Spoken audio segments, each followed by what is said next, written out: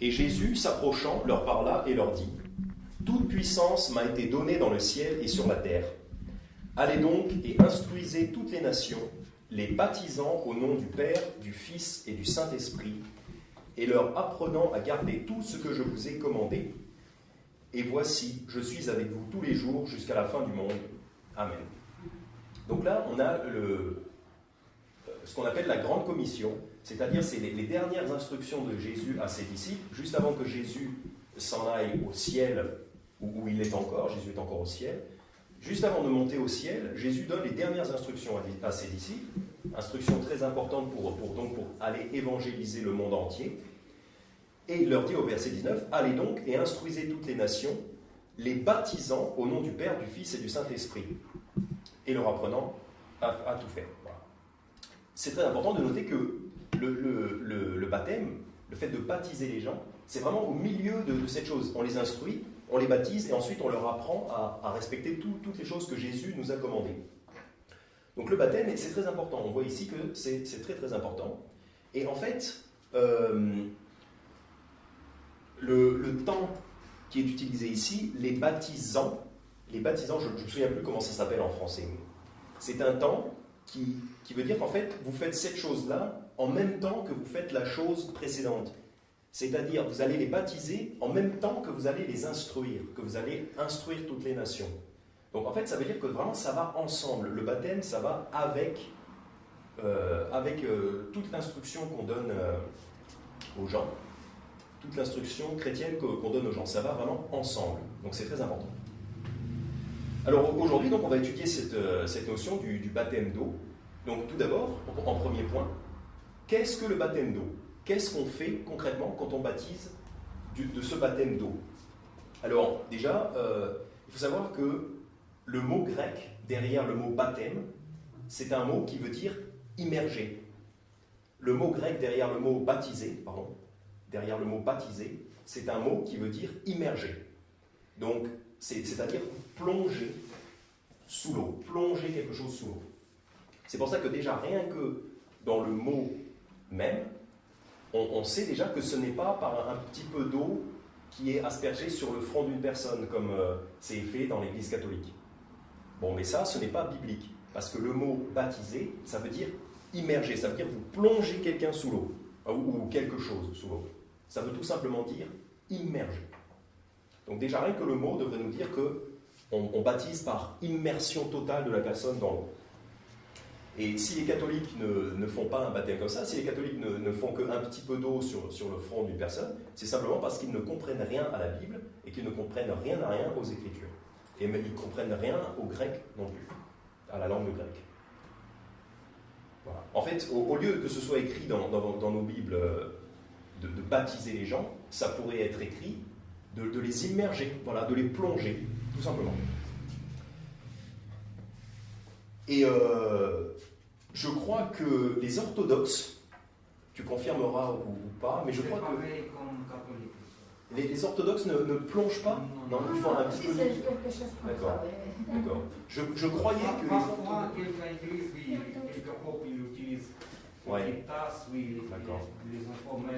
En général, c'est pareil.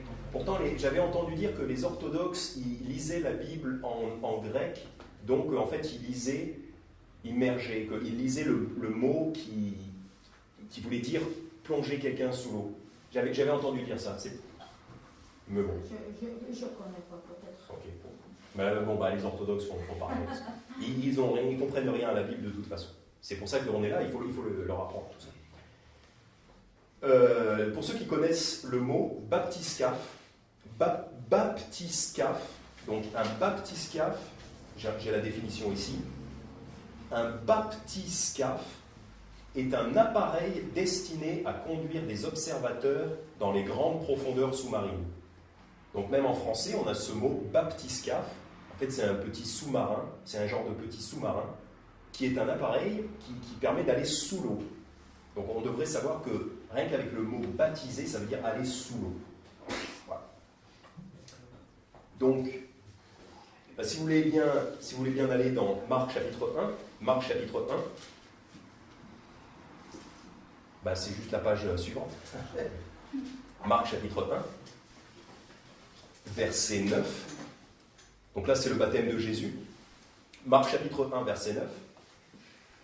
Il arriva en ce temps-là que Jésus vint de Nazareth de Galilée et il fut baptisé par Jean dans le Jourdain.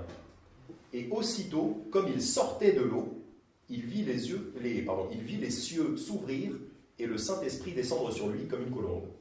Donc Jésus est baptisé par Jean dans le Jourdain et aussitôt comme il sortait de l'eau. Donc s'il sort de l'eau, c'est qu'il est allé dans l'eau. C'est encore une preuve de plus que pour être baptisé, il faut aller dans l'eau. Voilà, ce n'est pas juste un petit peu d'eau qu'on va mettre sur la tête de quelqu'un. Ça, c'est absolument faux. Donc Jésus sort de l'eau parce qu'il est allé dans l'eau. Jean chapitre 3, verset 23. Jean chapitre 3, verset 23. Et c'est très important de bien montrer ça dans la Bible parce que nous, les baptistes, justement, pourquoi on a été appelés baptistes? C'est parce qu'on baptisait les gens. Des gens qui avaient été aspergés d'eau quand ils étaient bébés dans l'église catholique. Eh bien, nous, les baptistes, on rebaptisait ces gens-là, on baptisait ces gens-là quand ils se convertissaient. C'est pour ça qu'ils nous ont appelés les baptistes. Donc c'est très important de bien expliquer bibliquement ce que c'est que le baptême. Jean chapitre 3, verset 23. Et Jean baptisait aussi à Hénon, près de Salim, parce qu'il y avait là beaucoup d'eau, et on y allait pour être baptisé. Donc s'il suffisait juste d'un petit peu d'eau sur la tête de quelqu'un pour être baptisé, on pourrait le faire n'importe où, ça ne servirait à rien d'aller dans un endroit où il y a beaucoup d'eau. Mais là on voit qu'il baptise dans un endroit où il y a beaucoup d'eau, parce qu'il faut beaucoup d'eau, il faut être plongé dans l'eau. Colossiens chapitre 2, verset 12. Non, allez d'abord dans Romains chapitre 6, c'est plus proche. Romains chapitre 6, verset 4.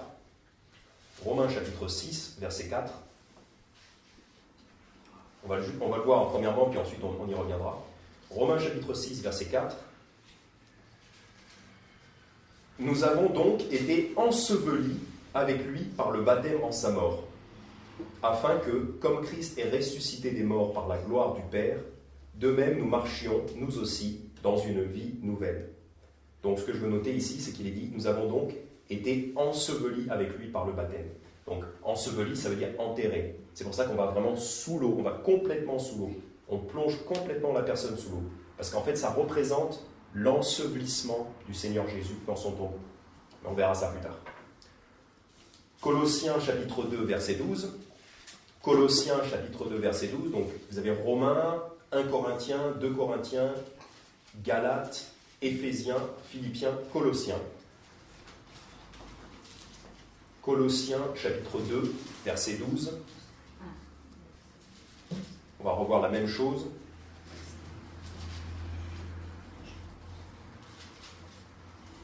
Colossiens chapitre 2, verset 12.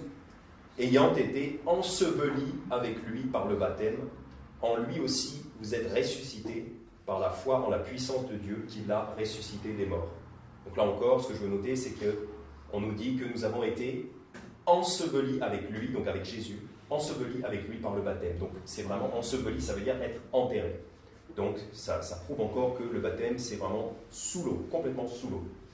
Voilà. Donc c'était le premier point. Donc le premier point, c'est que le baptême, ce n'est pas juste une petite aspersion de quelques gouttes sur le front de quelqu'un, mais c'est quelqu'un qui est entièrement plongé sous l'eau. Entièrement, le corps entier. Comme un enterrement. Deuxième point, qui peut être baptisé? Qui peut être baptisé? Est-ce que le baptême, c'est pour tout le monde? C'est pour tous les chrétiens. Et c'est pas pour tout le monde, c'est pour tous les chrétiens. Donc, qui peut être baptisé? Allons dans Actes chapitre 8. Actes chapitre 8. Commençons à lire au verset 26. Donc, Actes chapitre 8. On a Matthieu, Marc, Luc, Jean, Actes. Actes chapitre 8. Donc, qui peut être baptisé? Actes chapitre 8, verset 26. Actes chapitre 8, verset 26.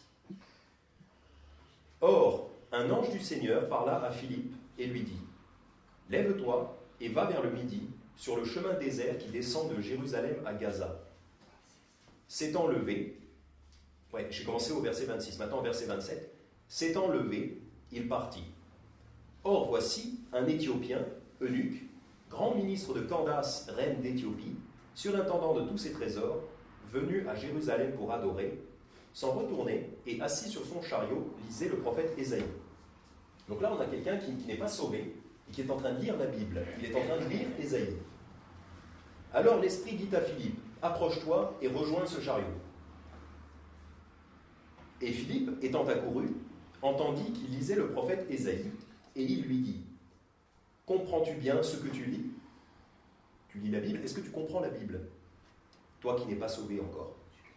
Il lui répondit, comment le pourrais-je si quelqu'un ne me guide ? Comment je peux comprendre la Bible si personne ne m'explique la Bible ? Et il pria Philippe de monter et de s'asseoir auprès de lui, donc dans ce chariot. Or, le passage de l'Écriture qu'il lisait était celui-ci. Il a été mené à la tuerie comme une brebis, et comme un agneau muet devant celui qui le tombe, il n'a pas ouvert la bouche. Sa condamnation a été levée dans son abaissement. Mais qui pourra compter sa durée ?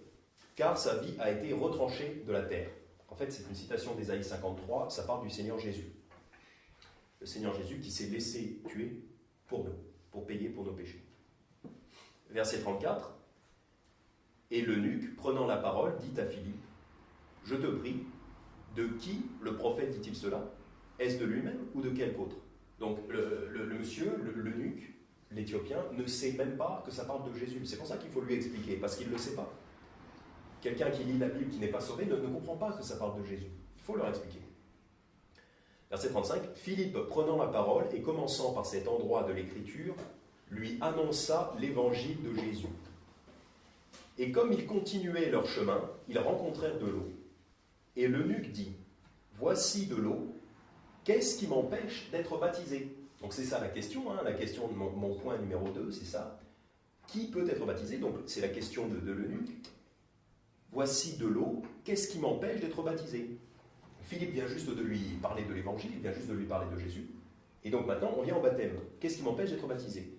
Et Philippe lui dit, « Si tu crois de tout ton cœur, cela t'est permis. » Donc, pour être baptisé, il y a une seule condition, c'est de croire de tout son cœur à l'évangile de Jésus-Christ. C'est ce que Philippe lui dit. « Si tu crois de tout ton cœur, cela t'est permis. Tu peux être baptisé. » Il n'y a pas d'autre condition. Il n'y a pas de condition de promettre de suivre Jésus ou d'avoir démontré les bonnes œuvres, d'avoir démontré qu'on était fidèle à l'Église. Il n'y a pas d'autre condition. Le baptême est immédiat après que quelqu'un ait mis sa foi en Jésus-Christ. La seule condition, c'est si tu crois de tout ton cœur, cela t'est permis. Et l'eunuque répondant dit, « Je crois que Jésus est le Fils de Dieu. » Tout simplement. Il croit que Jésus est le Fils de Dieu, il croit à l'Évangile, il peut donc être baptisé. Verset 38, « Et il commanda qu'on arrêta le chariot, et ils descendirent tous deux dans l'eau, Philippe et l'eunuque, et Philippe le baptisa. » Donc là, au verset 38, on voit aussi qu'ils descendent dans l'eau. Donc encore une fois, on voit bien qu'il faut qu'il y ait de l'eau, il faut descendre dans l'eau. Ce n'est pas juste quelques gouttes sur la tête. Donc on voit au verset 37 que croire l'évangile, c'est la seule condition pour être baptisé. C'est pour ça aussi que le baptême des bébés, baptiser un bébé, c'est complètement absurde. Cela ne signifie rien, cela n'a aucun sens. Parce qu'un bébé ne peut pas croire, ne peut pas choisir de croire. Un bébé est innocent, n'a pas la conscience de son besoin d'être sauvé, encore. Donc un bébé ne peut pas décider de placer sa foi en Jésus-Christ. Donc baptiser les bébés, c'est complètement absurde. C'est pour ça que nous ne baptisons que des personnes qui croient en Jésus-Christ, de par leur propre volonté. Les personnes se sont converties librement à Jésus-Christ, et là on peut baptiser. C'est absolument absurde de forcer le baptême ou de baptiser quelqu'un qui ne comprend pas, comme un bébé par exemple. Donc croire est la seule condition pour être baptisé. En effet, car en croyant, dès qu'on place au moment, à l'instant où on place sa foi en Jésus, on obtient instantanément la vie éternelle et l'assurance du salut éternel. Jean chapitre 5, verset 24. Jean chapitre 5, verset 24. En vérité, je vous dis, donc c'est Jésus qui parle, Jean chapitre 5, verset 24, en vérité, je vous dis, que celui qui écoute ma parole et qui croit à celui qui m'a envoyé a la vie éternelle. Donc là, c'est vraiment au temps présent. Celui qui écoute ma parole, donc quand vous écoutez et qui croit à celui qui m'a envoyé, donc si vous croyez que le Père a bel et bien envoyé son Fils Jésus pour accomplir l'évangile, pour accomplir le salut des hommes, si vous croyez ça, à la vie éternelle, c'est au présent. Donc à ce moment-là, vous recevez instantanément la vie éternelle. Et il ne vient point en jugement, mais il est passé de la mort à la vie. Donc il y a un instant, quand vous placez votre foi en Jésus, vous êtes passé de l'état de mort spirituelle à la vie. C'est un instant, c'est une nouvelle naissance instantanée. Ce n'est pas un processus, comme certains voudraient le faire croire. Et c'est faux. C'est un instant, c'est instantané, c'est immédiat. Vous êtes passé de la mort à la vie. Et donc, comme vous êtes passé de la mort à la vie, vous pouvez vous faire baptiser pour représenter ce passage de la mort à la vie. Mais quand est-ce qu'on se fait baptiser? Revenez dans Actes chapitre 8. Donc on est dans Actes chapitre 8.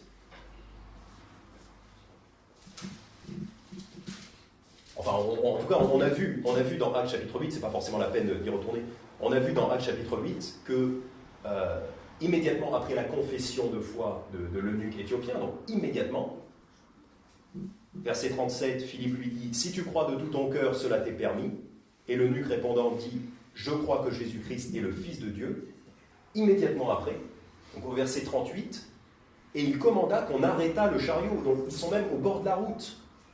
Ils ne prennent même pas le temps d'aller plus loin dans un village ou quoi que ce soit pour trouver une piscine ou une baignoire ou quoi que ce soit. Immédiatement au verset 38, au bord de la route, et il commanda qu'on arrêtât le chariot, et ils descendirent tous deux dans l'eau, Philippe et l'eunuque, et Philippe le baptisa. Donc le baptême doit avoir lieu, idéalement, immédiatement après que la personne ait placé sa foi en Jésus-Christ. Il y a certaines églises qui vont vous donner des cours de baptême pendant plusieurs mois. Je connais même une qui donnait des cours de baptême pendant 6 mois. Et moi, ce que je me demande, c'est est-ce qu'il faut aussi longtemps que ça pour apprendre à nager? Est-ce qu'il faut aussi longtemps que ça pour apprendre à nager? Là, on voit bien que l'Éthiopien, il n'a pas eu besoin de 6 mois pour se faire baptiser. C'est vraiment immédiat. Bon, après, on peut comprendre que on use de prudence avec certaines personnes, parce qu'il y a des gens qui disent qu'ils croient et qu'en fait, en vérité, ils ne croient pas. Donc, des fois, certains veulent être un petit peu prudents et attendre un petit peu avant de baptiser pour être sûr que la personne a vraiment cru. Mais idéalement, on devrait se faire baptiser immédiatement après avoir placé sa foi en Christ. Et si on explique bien l'évangile, si on explique l'évangile clairement, normalement, il n'y a pas de doute. Si la personne dit qu'elle croit, elle croit. Il n'y a pas de raison d'attendre. Il n'y a pas de raison particulière d'attendre. On peut voir aussi au verset 12, acte 8, verset 12. C'est juste un petit peu avant dans le déroulement des événements. Donc là, cette fois, c'est Philippe qui est à Samarie. Philippe est dans une ville. Il est en train de prêcher l'évangile à Samarie. Acte 8, verset 12. Donc, acte 8, verset 12. Mais quand ils eurent cru à Philippe qui leur annonçait la bonne nouvelle de ce qui concerne le royaume de Dieu et le nom de Jésus-Christ, ils furent baptisés, tant les hommes que les femmes. Donc, c'est très clair, quand ils eurent cru à ce que disait Philippe, donc quand ils eurent cru au message de l'Évangile, ils furent baptisés, tant les hommes que les femmes. Donc, immédiatement. Voilà, il n'y a pas d'attente, c'est immédiat. Idéalement, ça doit être immédiat. C'est le modèle biblique. Actes chapitre 2. Actes chapitre 2. Donc, quelques pages avant. Actes chapitre 2. Quand est-ce qu'il faut se faire baptiser? Immédiatement après avoir cru en Jésus-Christ. Idéalement, c'est immédiatement. Bon, après, c'est vrai que dans les faits, des fois, on attend un petit peu pour inviter la famille, les amis, etc. Mais le modèle biblique, c'est un baptême immédiat. Acte 2, verset 41. Acte 2, verset 41. Donc cette fois, c'est juste après le discours de Pierre, le jour de la Pentecôte. Donc le jour de la Pentecôte, l'apôtre Pierre fait un discours où il prêche Jésus, il prêche l'Évangile. Et donc à la fin de ce discours, après ce discours, au verset 41, il est dit « Ceux donc qui reçurent de bon cœur sa parole furent baptisés. Et ce jour-là, environ 3000 âmes furent ajoutées aux disciples. » Donc là, pareil, ceux donc qui reçurent de bon cœur sa parole furent baptisés. Enfin, immédiatement. Il n'y a pas 6 mois de cours de baptême. Et notez bien qu'il est dit ceux qui reçurent de bon cœur sa parole. Parce qu'il y en a qui reçoivent la parole, mais qui, de par leurs inquiétudes et de par leur manque de zèle pour Dieu, refusent de se faire baptiser. Même s'ils ont cru, certaines personnes refusent de se faire baptiser immédiatement. Ça, c'est parce qu'ils ont reçu la parole, certes, mais leur cœur est encore un peu... peut-être qu'ils ont peur, ou peut-être qu'ils n'ont pas bon cœur envers Dieu, ils n'ont pas de zèle envers Dieu. Ils retardent leur baptême. Mais si vous avez bon cœur, voilà ce que vous dit la Bible, si vous avez bon cœur, si vous recevez sa parole de bon cœur, faites-vous baptiser immédiatement. N'attendez pas. Donc, qu'est-ce que le baptême d'eau? Donc, le baptême d'eau, c'est un plongeon total sous l'eau. Qui peut être baptisé? Les croyants, voilà, ceux qui ont placé leur foi en Jésus-Christ. Et pas les non-croyants. C'est pour ça que nous, les baptistes, nous respectons le libre arbitre des gens, nous respectons la conscience des personnes. Quand est-ce qu'il faut se faire baptiser? Eh bien, si on a bon cœur, il faut se faire baptiser immédiatement, après que l'on ait cru. 4e point, qu'est-ce que le baptême représente? Qu'est-ce que le baptême représente? Qu'est-ce que c'est? Qu'est-ce que je dis quand je me fais baptiser? Romains chapitre 6. Donc, qu'est-ce que le baptême représente? Romains chapitre 6, verset 3. Donc là, c'est le livre d'après les actes. On a actes romains. Qu'est-ce que le baptême représente? Parce que le baptême, c'est pas juste un truc qu'on fait pour se baigner. Hein. Ça a vraiment une signification. Romains chapitre 6, verset 3. Ne savez-vous pas que nous tous qui avons été baptisés en Jésus-Christ, nous avons été baptisés en sa mort? Nous avons donc été ensevelis avec lui par le baptême en sa mort. Donc, je m'arrête là un instant. Nous avons donc été ensevelis avec lui par le baptême en sa mort. Le baptême symbolise la mort et l'ensevelissement du Seigneur Jésus. En fait, quand on se fait baptiser, on donne un signe extérieur que nous sommes morts avec Christ, que nous sommes en Christ et que nous mourrons avec lui. C'est un signe extérieur d'une réalité intérieure. C'est un signe extérieur et visible d'une réalité intérieure, spirituelle et invisible. Nous avons donc été ensevelis avec lui par le baptême en sa mort, afin que, comme Christ est ressuscité des morts par la gloire du Père, de même nous marchions, nous aussi, dans une vie nouvelle. Donc en fait, le baptême, parce que quand on a cru en Christ, on a reçu l'assurance du salut et la vie éternelle. Donc, puisque Christ est mort, qu'il a été enseveli et qu'il est ressuscité d'entre les morts, eh bien, nous aussi, nous allons avoir le même destin que Christ. Nous allons mourir, notre corps va mourir, va être enseveli. En général, on enterre les chrétiens, en général. Et nous allons aussi ressusciter, comme Jésus, comme lui. C'est ça sa promesse, c'est ça la promesse de Jésus. Donc quand nous nous faisons baptiser, nous montrons avec un signe extérieur, c'est un rituel, c'est un commandement du Seigneur Jésus, pour en fait montrer que nous allons passer par les mêmes choses que le Seigneur Jésus. La mort du corps, l'ensevelissement et surtout la résurrection. Romains 6, verset 5. Car si nous avons été faits une même plante avec lui, par la conformité à sa mort, nous le serons aussi à sa résurrection. Donc, nous avons été faits une même plante avec lui. Ça veut dire que, comme Jésus a été planté en quelque sorte dans la terre, il a été enterré comme on enterre une semence, eh bien, nous aussi, nous allons aller en terre, parce que notre corps va mourir. Nous avons été faits une même plante avec lui par la conformité à sa mort, c'est-à-dire nous allons mourir pareil que lui.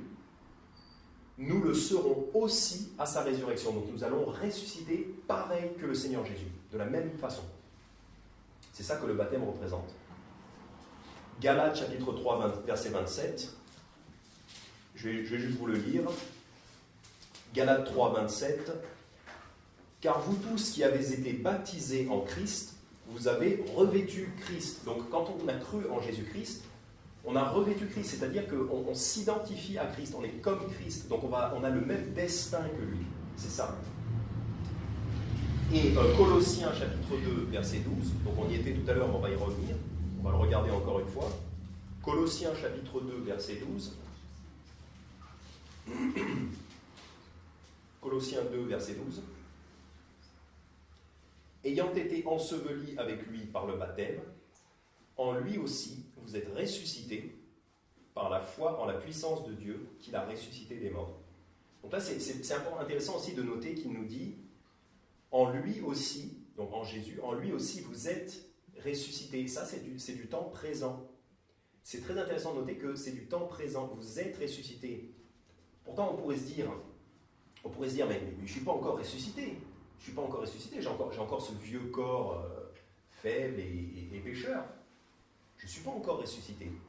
Mais pourtant, ici, Dieu nous en parle au présent, comme si c'était déjà fait, parce que pour Dieu, quand Dieu a promis quelque chose, c'est comme si c'était fait.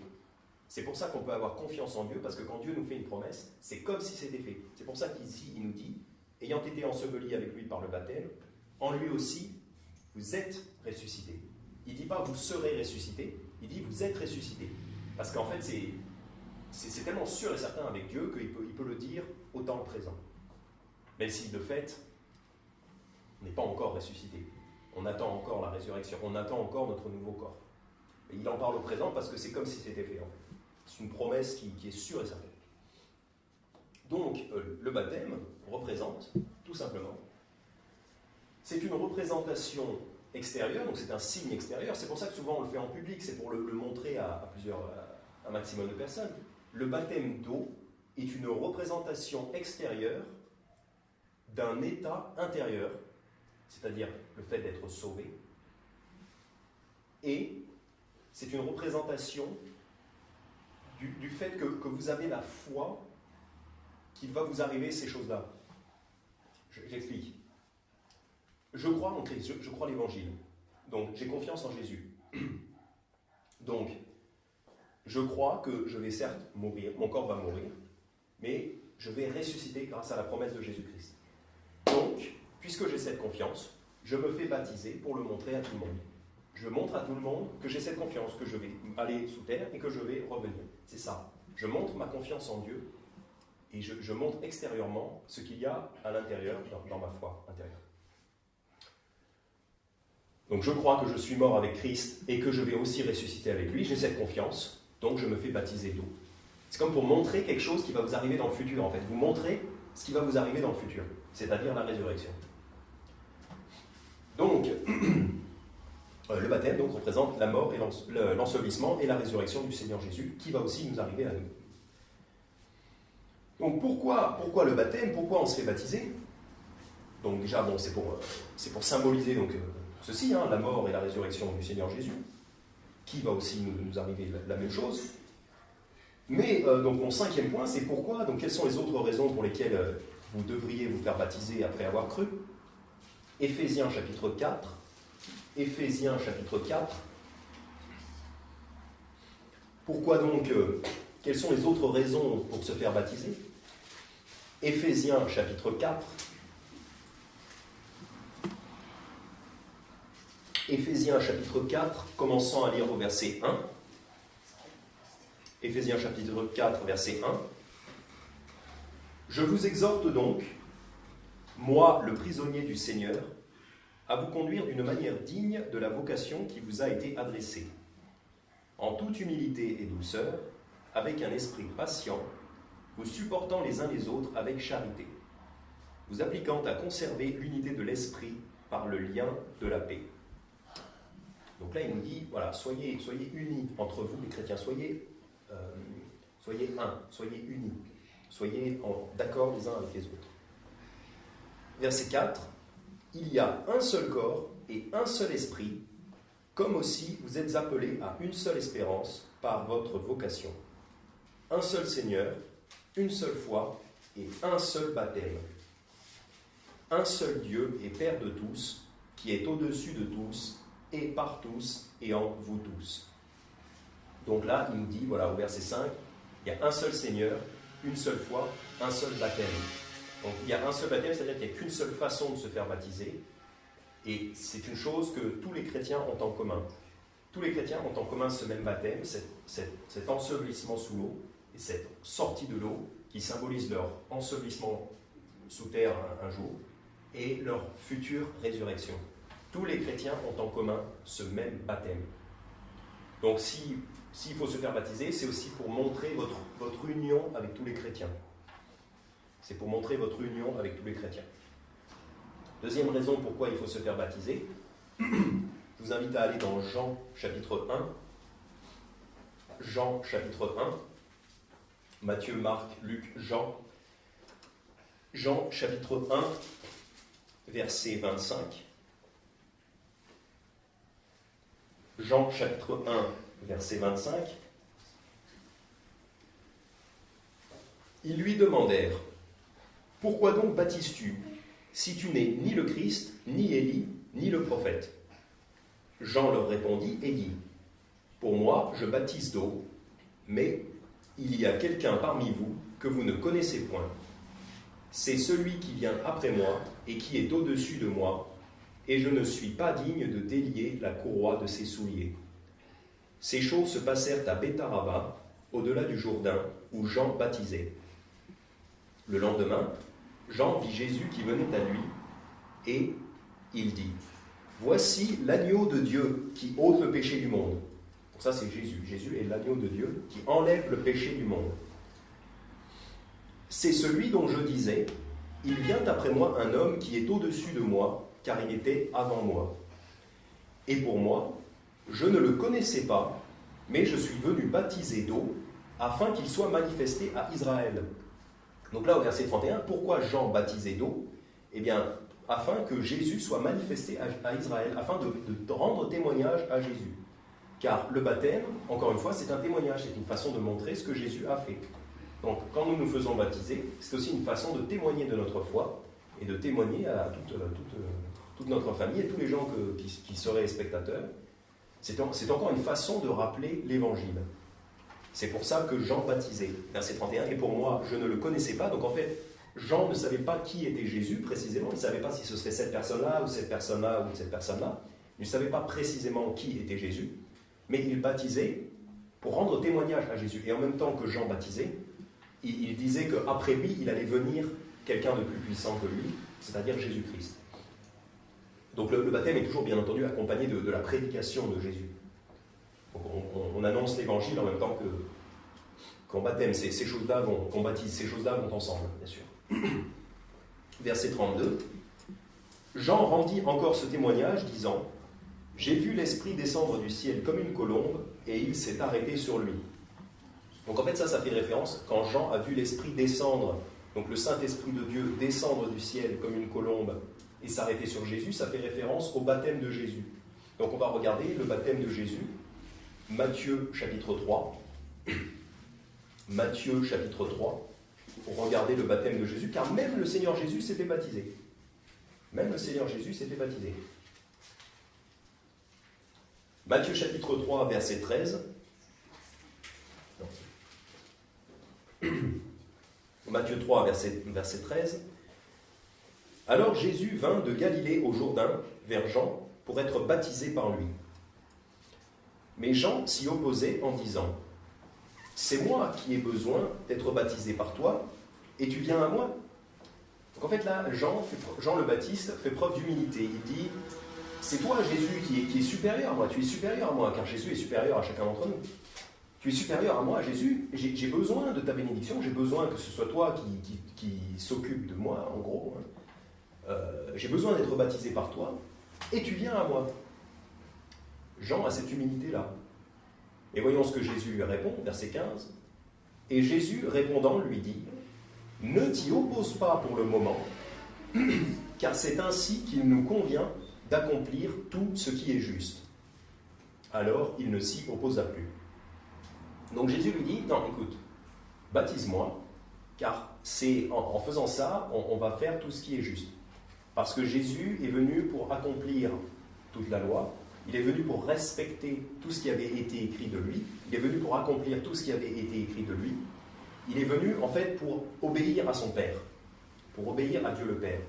Et c'est Dieu le Père qui a envoyé Jean le Baptiste pour baptiser. Donc en fait Jésus, en étant baptisé par Jean le Baptiste, montre en fait sa soumission à son Père. Jésus montre sa soumission à l'autorité de son Père qui avait envoyé Jean le Baptiste pour baptiser.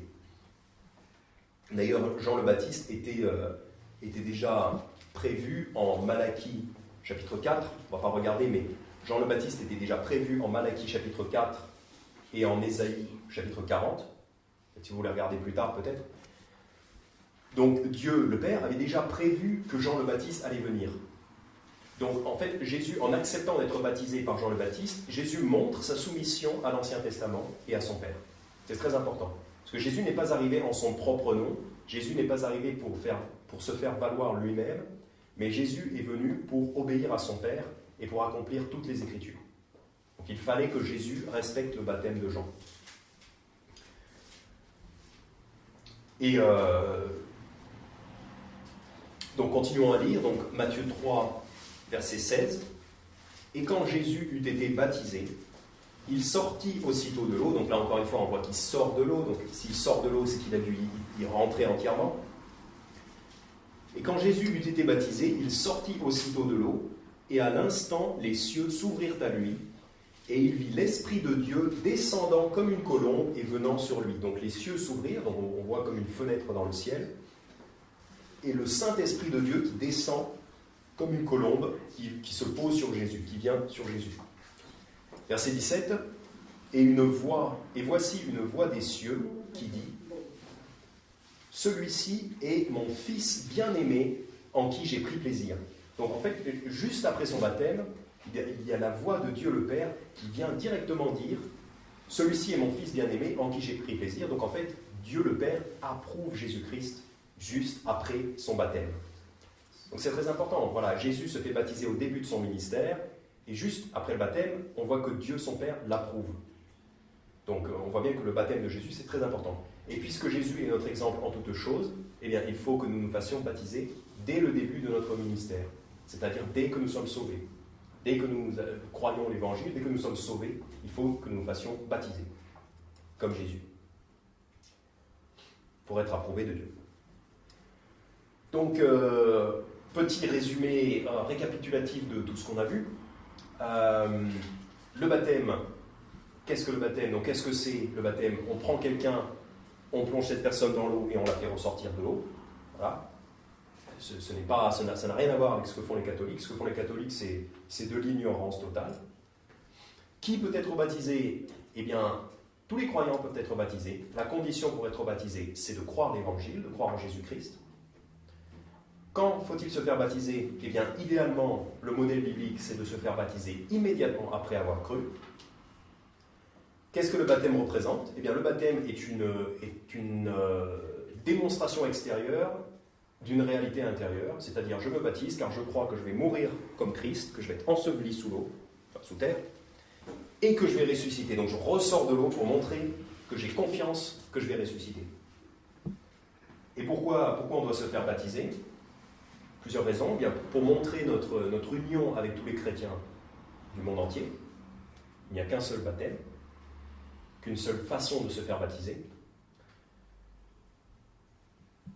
Nous nous faisons baptiser aussi afin de rendre encore témoignage à Jésus et à ce qu'il a fait. Et nous nous faisons baptiser aussi car Jésus nous en a donné l'exemple. Et pour montrer que nous nous soumettons à l'autorité de Dieu, tout comme Jésus s'est soumis à l'autorité de Dieu quand il s'est fait baptiser. Et pour finir, on va voir des fausses doctrines associées au baptême, parce qu'il y a certaines personnes qui prétendent que pour être sauvé, il faut être baptisé. Certaines personnes prétendent que vous ne pouvez pas être sauvé tant que vous n'êtes pas baptisé. Donc ça, c'est absolument faux. Ce serait un salut par les œuvres. S'il fallait être baptisé pour être sauvé, ce serait un salut par les œuvres. Car en beaucoup d'époques, le baptême, c'est une œuvre, c'est quelque chose que nous faisons. C'est un rituel que nous faisons. Donc ça vient de l'homme, c'est quelque chose que l'homme fait. Donc s'il fallait être baptisé pour être sauvé, ce serait un salut par les œuvres. Le salut n'est pas par les œuvres. Et en certaines époques, se faire baptiser, c'était puni de mort par certaines autorités religieuses, comme par exemple à certaines époques, les catholiques allaient vous punir de mort si vous vous faisiez baptiser. Donc s'il fallait se faire baptiser pour être sauvé, évidemment, ce serait une œuvre. Mais certaines personnes enseignent qu'il faut se faire baptiser pour être sauvé, ce qui est absolument faux.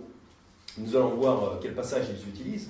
Donc ils utilisent Jean chapitre 3 pour soi-disant prouver, donc pour essayer de prouver qu'il faut être baptisé pour être sauvé. Évidemment, ça ne marche pas, mais ils essayent quand même. Jean chapitre 3, voilà ce qu'ils utilisent. Jean chapitre 3, commençons au verset 3. Donc c'est quand Jésus parle de la nouvelle naissance, la nécessité d'une nouvelle naissance. Jean chapitre 3, verset 3. Jésus lui répondit, « En vérité, je te dis, que si un homme ne naît de nouveau, il ne peut voir le royaume de Dieu. » Nicodème lui dit, « Comment un homme peut-il naître quand il est vieux? Peut-il rentrer dans le sein de sa mère et naître une seconde fois ?» Donc Nicodème ne comprend rien, il ne comprend rien aux choses spirituelles. Jésus répondit, « En vérité, je te dis, que si un homme ne naît d'eau et d'esprit, il ne peut entrer dans le royaume de Dieu. » Et là, certaines personnes, des faux prophètes, des faux enseignants, vont vous dire, regardez, il faut naître d'eau et d'esprit. Donc il faut à la fois croire en Jésus et naître d'eau, donc être baptisé. En fait, ils disent que naître d'eau, cela veut dire être baptisé. Et ils vous diront donc, regardez, il faut être baptisé pour être sauvé. C'est faux, tout simplement parce que la réponse nous est donnée au verset suivant. Verset 6, « Ce qui est né de la chair est chair, ce qui est né de l'esprit est esprit. » En fait, Jésus nous dit, au verset 5, il nous dit, il faut que tu sois né d'eau et d'esprit. Au verset 6, il nous dit, il y a une naissance de la chair et une naissance de l'esprit. Ça veut dire que, en fait, il fait un parallèle, il explique ce que c'est. En fait, naître d'eau, cela veut dire naître de la chair. Pourquoi? Parce que quand une dame accouche, quand une dame met au monde un enfant, eh bien, elle perd les os. Parce que l'enfant est dans le ventre de sa mère, il est dans l'eau, dans de l'eau. C'est pour ça qu'en fait, quand quelqu'un... en fait, la naissance d'eau dont Jésus parle ici, c'est tout simplement la naissance, votre naissance de la chair, c'est-à-dire votre naissance quand vous êtes né de votre maman. Voilà. Cela n'a rien à voir avec le baptême. Jésus l'explique au verset 6. Ce qui est né de la chair est chair, et ce qui est né de l'esprit est esprit. Donc en fait, ce que Jésus nous dit, c'est que si vous voulez aller au paradis, il faut être né deux fois. D'abord de l'eau, c'est-à-dire de la chair, c'est-à-dire de votre maman. Il faut exister dans ce monde d'abord. Et ensuite, il faut avoir une nouvelle naissance de l'esprit, une naissance spirituelle, qui est donc quand vous placez votre foi en Jésus-Christ. Voilà, tout simplement. Ça n'enseigne absolument pas qu'il faut être baptisé pour être sauvé. Ça enseigne qu'il faut d'abord naître dans ce monde pour être sauvé, et ensuite il faut placer sa foi en Jésus-Christ. Donc, autre verset qui va être utilisé pour enseigner faussement qu'il faut être baptisé pour être sauvé. Marc chapitre 16. Encore un enseignement faux, mais il faut voir ces choses-là, justement, parce que comme ça, si quelqu'un vous dit ça, eh bien vous saurez quoi répondre. Parce que certaines personnes, qui sont des personnes non sauvées, qui sont des faux enseignants, des faux prophètes, ils vont essayer de vous enseigner des mensonges. Voilà. Donc il faut savoir, il faut être prévenu. Il faut être capable de leur répondre. Marc chapitre 16, verset 15. Marc chapitre 16, verset 15. Donc autre verset qui va être tordu par certaines personnes mal intentionnées. Marc 16, verset 15. Et il leur dit, donc Jésus donne ses instructions à ses disciples, et il leur dit, allez par tout le monde et prêchez l'évangile à toute créature. Verset 16. Celui qui croira et sera baptisé sera sauvé, mais celui qui ne croira point sera condamné. Donc, certaines personnes mal intentionnées vont vous dire que, vous voyez, au verset 16, celui qui croira et sera baptisé sera sauvé. Vous voyez, il faut se faire baptiser pour être sauvé. Bon, mais par contre, il est dit, celui qui ne croira point sera damné. Je vais vous présenter un petit peu de raisonnement logique. Si vous connaissez un petit peu la logique, si on avait un tableau, j'aurais dessiné au tableau. Il n'y a pas de tableau. Donc, est-ce que vous connaissez un peu ce que c'est que Enfin, tout le monde sait ce que c'est que la logique. Si vous avez un élément A plus un élément B, entraîne un élément C. C'est une logique. Par exemple, je mets un chat dans une petite pièce, je mets un chien dans cette même petite pièce, et ben ça entraîne la bagarre. C'est un exemple de logique. Ou alors ça peut être plus simple, ça peut être si je cours vers là-bas sans ouvrir la porte, je vais me cogner à la porte. Voilà, c'est des exemples de logique. Donc là, ce qu'on a en Marc, chapitre 16, verset 16, celui qui croira et sera baptisé sera sauvé. C'est ça qui est écrit. Si vous croyez plus si vous êtes baptisé, cela entraînera que vous serez sauvés. Mais, en même temps de ça, à d'autres endroits de la Bible, qui sont tout aussi valables, vous avez une centaine de versets qui vous disent, si tu crois, tu es sauvé. Tout simplement. Par exemple, je les ai notés ici, par exemple, Acte 16, 31, ils lui dirent, crois au Seigneur Jésus-Christ, et tu seras sauvé, toi et ta famille. Jean 20, 31, et ces choses ont été écrites afin que vous croyiez que Jésus est le Christ, le Fils de Dieu, et qu'en croyant, vous ayez la vie par son nom. Même logique. Jean 3, 16, car Dieu a tant aimé le monde qu'il a donné son seul Fils engendré, afin que quiconque croit en lui ne périsse point, mais qu'il ait la vie éternelle. Romains 4, 5, mais pour celui qui ne travaille point, mais qui croit en celui qui justifie le pécheur, sa foi lui est imputée à justice. Et il y a plein d'autres exemples, bien entendu. Donc il y a une multitude de versets dans la Bible qui vous disent, si vous croyez en Christ, alors vous êtes sauvés. Cela entraîne que vous êtes sauvés. Ça, c'est une flèche. C'est une flèche qui veut dire ça entraîne la conséquence que vous êtes sauvés, tout simplement. Eh bien, ça veut tout simplement dire que si on vous dit crois et sois baptisé et tu seras sauvé, ça veut tout simplement dire que cet élément-là, eh bien, il ne sert à rien dans cette suite logique. Cet élément-là vaut 0, en fait. En plus, c'est un B, ça tombe bien. Pour baptême, le baptême, dans cette suite logique-là, le baptême n'a aucune importance. C'est comme s'il valait 0. Voilà. Donc ça pourrait très bien se résumer à A entraîne C. Le baptême n'a pas de puissance dans cette logique-là. Le baptême n'a pas de...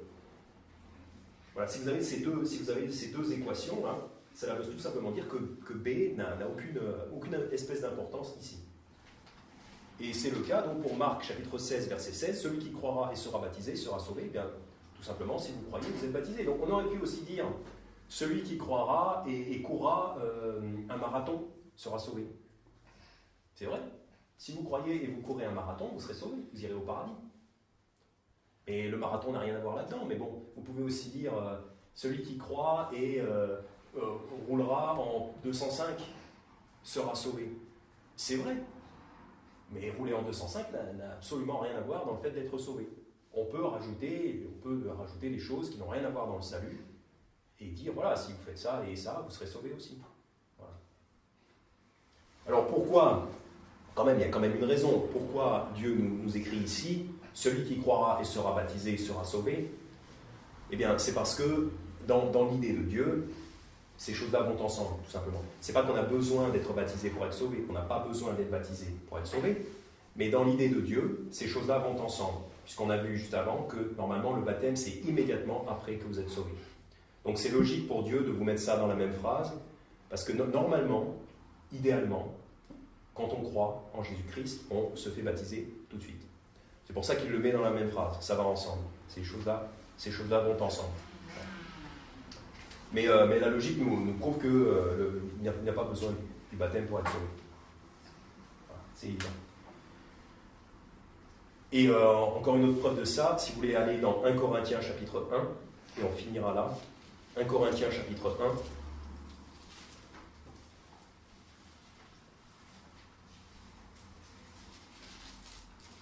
Voilà. La logique, c'est vous croyez, vous vous faites baptiser. Tout de suite après. 1 Corinthiens chapitre 1. 1 Corinthiens chapitre 1, verset 14. 1 Corinthiens chapitre 1, verset 14. Je rends grâce à Dieu Donc là, c'est Paul qui parle, hein, l'apôtre Paul. Je rends grâce à Dieu de ceux que je n'ai baptisé aucun de vous, sinon Crispus et Gaius, afin que personne ne dise que j'ai baptisé en mon nom. J'ai encore baptisé la famille de Stéphanas. Du reste, je ne sais si j'ai baptisé quelque autre personne. Car ce n'est pas pour baptiser que Christ m'a envoyé. Quoi ? Ce n'est pas pour baptiser que Christ m'a envoyé, mais c'est pour annoncer l'évangile.